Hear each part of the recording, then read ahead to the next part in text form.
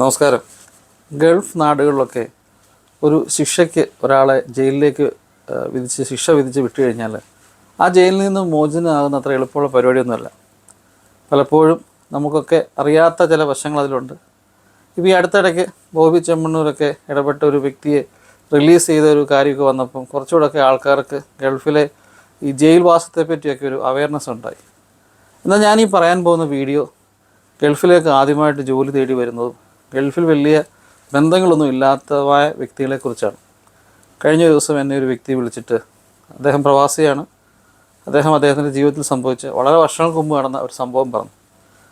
അദ്ദേഹവും അദ്ദേഹത്തിൻ്റെ സുഹൃത്തും ഒരുമിച്ചാണ് ഗൾഫിലേക്ക് ജോലി അന്വേഷിച്ച് വന്നത്.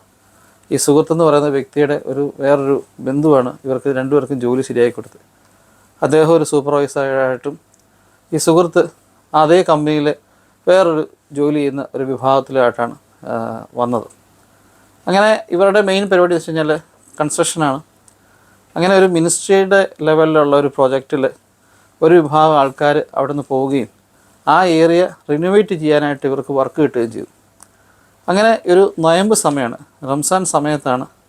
ആ സമയത്ത് ഇവർ വർക്കിനായിട്ട് ചെന്നപ്പോൾ പണ്ട് അവിടെ നിന്നിരുന്ന ആൾക്കാർ ഉപയോഗിച്ചുകൊണ്ടിരുന്ന കുറേ സാധനങ്ങൾ സ്ക്രാപ്പാണ് അവിടെ കിടപ്പുണ്ട്. അപ്പം സ്വാഭാവികമായിട്ടും ഇത് അവരുടെ സാധനങ്ങളാണ്, നമുക്ക് എടുക്കാൻ യാതൊരുമായ അവകാശവും ഇല്ല. അപ്പം ആ കമ്പനിയിലെ ആൾക്കാരെ ഇവർ കോൺടാക്ട് ചെയ്തപ്പോൾ അവർ പറഞ്ഞു, റംസാനാണ്, സമയവ്യത്യാസമുണ്ട്, പല ആൾക്കാരും ക്ഷീണിച്ചിരിക്കുകയാണ്. അവർ പറഞ്ഞു, ഇത് ഞങ്ങൾ വേസ്റ്റ് കളയാനുള്ള സാധനമാണ്, നിങ്ങളത് വേസ്റ്റ് കളയുമോ അല്ല നിങ്ങൾ എടുത്തുകൊണ്ട് പോവുമോ, എന്തെങ്കിലും ചെയ്തോളാൻ പറഞ്ഞു. അങ്ങനെ 2-3 ചാക്കി വരുന്ന കുറേ AC-യുടെ ഉപകരണങ്ങൾ, AC സാധനങ്ങളാണ്, AC-യുടെ ഉപകരണങ്ങളാണ്. അങ്ങനെ ഇവർ 2-3 ചാക്കിനകത്ത് റെഡിയാക്കുകയും എന്നോട് ഈ വിളിച്ച് പറഞ്ഞ വ്യക്തി വേറെ സൈറ്റിലാണ്.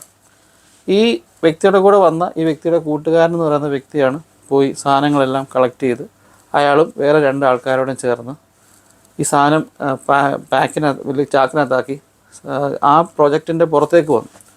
അപ്പോൾ ഗേറ്റ് വന്നപ്പോൾ സ്വാഭാവികമായിട്ടും നമുക്കറിയാം അവിടുത്തെ സെക്യൂരിറ്റി ചെക്ക് ചെയ്യും. അപ്പോൾ സെക്യൂരിറ്റി ചെക്ക് ചെയ്തപ്പം സെക്യൂരിറ്റിയുടെ ആൾക്കാർക്ക് മനസ്സിലായി ഈ പറയുന്ന സാധനങ്ങൾ ഇവരുടെ അല്ല, ഇത് മറ്റേതോ കമ്പനിയുടെ ആൾക്കാരുടെ സാധനമാണ്. അപ്പോൾ അവർ സ്വാഭാവികമായിട്ടും ആ കമ്പനിയിലെ ഏറ്റവും മുതിർന്ന ആൾക്കാരെ വിളിച്ചു. അപ്പോൾ അവർ പറഞ്ഞു, ഞങ്ങൾ ചെക്ക് ചെയ്യട്ടെ എന്ന് പറഞ്ഞു. അവരെന്തോ ചെയ്തു, ആ കമ്പനി ജോലി ചെയ്യുന്ന സൈറ്റിലെ ആൾക്കാരെ വിളിച്ചു. അപ്പോൾ അവർ പറഞ്ഞു, അവർക്ക് പറയാൻ വയ്യ, ഞങ്ങളാണ് പറഞ്ഞത് നിങ്ങൾ എടുത്തുകൊണ്ട് പോയിക്കോളാൻ പറയാൻ വയ്യാതെ കൊണ്ട് അവർ പറഞ്ഞു, ഇല്ല ഞങ്ങൾ അറിഞ്ഞിട്ടില്ല, ഞങ്ങളോടൊന്നും പറയാതെ അവർ ചെയ്തതാണ്. സ്വാഭാവികമായിട്ടും അങ്ങനെ സംഭവിക്കുന്നത് മോഷണമാണ്. ഒരു വ്യക്തിയുടെ ഉടമസ്ഥയിലുള്ള സാധനം അയാളുടെ അറിവില്ലാതെ എടുത്തുകൊണ്ട് ഇവൻ അത് വേസ്റ്റ് കളയാനുള്ള സാധനമെന്ന് പറഞ്ഞാലും അയാളുടെ അറിവില്ലാതെ എടുക്കുന്നത് മോഷണമാണ്. പെട്ടെന്ന് പോലീസിൽ അവരറിയിച്ചു, പോലീസൊക്കെ വന്നു, ആകെ പ്രശ്നമായി. അപ്പം എൻ്റെ ഈ സുഹൃത്തിൻ്റെ കൂട്ടുകാരന് ഇതിനകത്തുണ്ട്, അയാളുടെ വേറെ 2 കൂടെ ജോലി ചെയ്യുന്ന ആൾക്കാരുണ്ട്. അപ്പം അങ്ങനെ ഈ സുഹൃത്തിൻ്റെ ഞാൻ പറഞ്ഞില്ല, എൻ്റെ ജോലിക്ക് കൊണ്ടുവന്ന വ്യക്തി അവിടെ ഓടിയെത്തി. ഈ എന്നെ ഫോൺ ചെയ്ത വ്യക്തി അവിടെ ചെന്നു.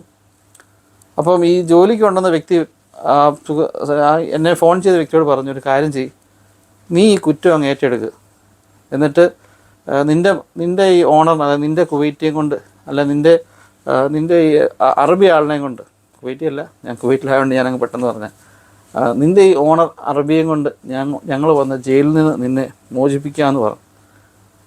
അപ്പം ഈ വന്ന പയ്യൻ്റെ ഏറ്റവും അടുത്ത സുഹൃത്താണ് പോലീസ് പിടിച്ചിരിക്കുന്നത്.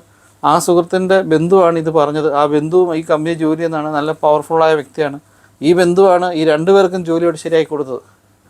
അപ്പോൾ ആ പയ്യൻ പറഞ്ഞു, ഓക്കെ ശരി ഞാൻ ഏറ്റെടുത്തേക്കെന്ന് പറഞ്ഞു. ശരിക്കും പറഞ്ഞാൽ ആ പയ്യൻ ആ സ്ഥലത്തില്ല, ആ പ്രോജക്റ്റിലേ ഇല്ല, അവൻ വേറൊരു സ്ഥലത്താണ്. ആ സ്ഥലത്തു നിന്ന് അവർ വിളിച്ചു വരുത്തിയാണ്. അവനെ ഏറ്റെടുത്തു, അവനെ ജയിലിലേക്ക് കൊണ്ടുപോയി. 1 ദിവസമായി 2 ദിവസമായി ഇവനെ തേടി ആരും വന്നില്ല. എന്നോട് പറഞ്ഞു 2-3 ദിവസം കഴിഞ്ഞപ്പോഴത്തേക്ക് എൻ്റെ പ്രതീക്ഷയെല്ലാം നഷ്ടപ്പെട്ടു പോയെന്ന് പറഞ്ഞു. എങ്ങനെ സർവൈവ് ചെയ്യുമെന്ന് അറിയത്തില്ല. പിന്നെ ജയിലിലെ ആൾക്കാരൊക്കെ പോലീസ് ഓഫീസേഴ്സൊക്കെ നല്ല മനുഷ്യരായതുകൊണ്ട് ഭക്ഷണവും കാര്യങ്ങളൊക്കെ കൃത്യമായിട്ട് കിട്ടുന്നുണ്ടായിരുന്നു. നാട്ടിലേക്ക് വിളിക്കാൻ അവർ സമ്മതിക്കുന്നുണ്ടായിരുന്നു. പക്ഷേ നാട്ടിലൊന്നും പറഞ്ഞില്ല. ഏകദേശം 3 മാസത്തോളം ഇദ്ദേഹത്തിന് ജയിൽ ശിക്ഷ അനുഭവിക്കേണ്ടി വന്നു. അങ്ങനെ 3 മാസത്തെ കോടതി വിധിയിൽ ശിക്ഷ കഴിഞ്ഞ് ഇയാൾ പുറത്തിറങ്ങി. അപ്പോൾ ഇതിനിടയ്ക്ക് ഇയാളുടെ സുഹൃത്ത് വന്ന് കണ്ടിട്ട് പറഞ്ഞു, നിന്നെ പുറത്തിറക്കാൻ വലിയ പാടാണ്, ബുദ്ധിമുട്ടാണെന്നൊക്കെ പറഞ്ഞു. അങ്ങനെ സുഹൃത്ത് വന്ന് കണ്ടു. എന്നാൽ ഈ സുഹൃത്തിൻ്റെ ബന്ധു, അതായത് കുറ്റം ഏറ്റെടുത്തോളാൻ പറഞ്ഞ ആൾ വന്നതേ ഇല്ല. എന്തുവായാലും ഈ 3 മാസം കഴിഞ്ഞപ്പോൾ ഇയാൾ ജയിൽ ശിക്ഷ കഴിഞ്ഞ് പുറത്തിറങ്ങി. പുറത്തിറങ്ങി അവരുടെ ക്യാമ്പിൽ പോയി. നോർമലി താമസിക്കുന്ന ഈ സുഹൃത്തിനോടാണ് താമസിക്കുന്നത്. 1-2 ദിവസം കഴിഞ്ഞപ്പോഴത്തേക്ക് സുഹൃത്തിൻ്റെ, കാരണം ഇവൻ്റെ ജോലിയില്ല, അപ്പോൾ സുഹൃത്തിൻ്റെ ചിലവിൽ വേണം കഴിയാൻ, അയാൾക്കൊരു ബുദ്ധിമുട്ടായി. ഈ കൂടെ അന്ന് പിടിക്കപ്പെട്ട 2 വ്യക്തികളെ ഒരു വിവരമില്ലെന്ന് പറഞ്ഞു. അങ്ങനെ ഈ എന്നെ വിളിച്ച വ്യക്തി അവരുടെ വേറെ ബന്ധുവിൻ്റെ വീട്ടിലേക്ക് പോവുകയും പിന്നെ ആ സുഹൃത്തുമായിട്ട് വലിയ ബന്ധമൊന്നും സ്ഥാപിച്ചില്ല. അയാൾ വേറെ ജോലിയൊക്കെ പോയി. ഇന്ന് ആ മനുഷ്യൻ ദൈവത്തിൻ്റെ വലിയ കൃപയാൽ നല്ല ഒരു ജോലിയിൽ നല്ലൊരു പൊസിഷനിൽ ഇരിക്കുന്ന വ്യക്തിയാണ്. ഞാൻ പറഞ്ഞു വന്നത്, എന്നോട് പറഞ്ഞു, ഒരു 3 മാസത്തെ ശിക്ഷ ആയത് കാരണം ഞാൻ രക്ഷപ്പെട്ടു. ഇല്ലായിരുന്നുവെങ്കിൽ ചിലപ്പോൾ ജീവിതകാലം മുഴുവൻ ആ ജയിലിൽ കഴിയേണ്ടി വന്നതിന്. മറ്റൊരാൾ ചെയ്ത, അല്ല മറ്റൊരാളുമേൽ ആരോപിക്കപ്പെട്ട കുറ്റം ഒരാളുടെ വാക്ക് കേട്ട് അയാളുടെ മേൽ അർപ്പിച്ച വിശ്വാസത്തിൻ്റെ പേരിൽ ഏറ്റെടുത്താണ്. നമ്മുടെ നാട്ടിലൊക്കെ ഇതൊക്കെ പറ്റും. പക്ഷേ ഗൾഫിലുള്ള എല്ലാവരും ശ്രദ്ധിച്ചോണം, അല്ല ഗൾഫിലേക്ക് ജോലിക്ക് വരുന്ന ആൾക്കാർ ശ്രദ്ധിച്ചോണം.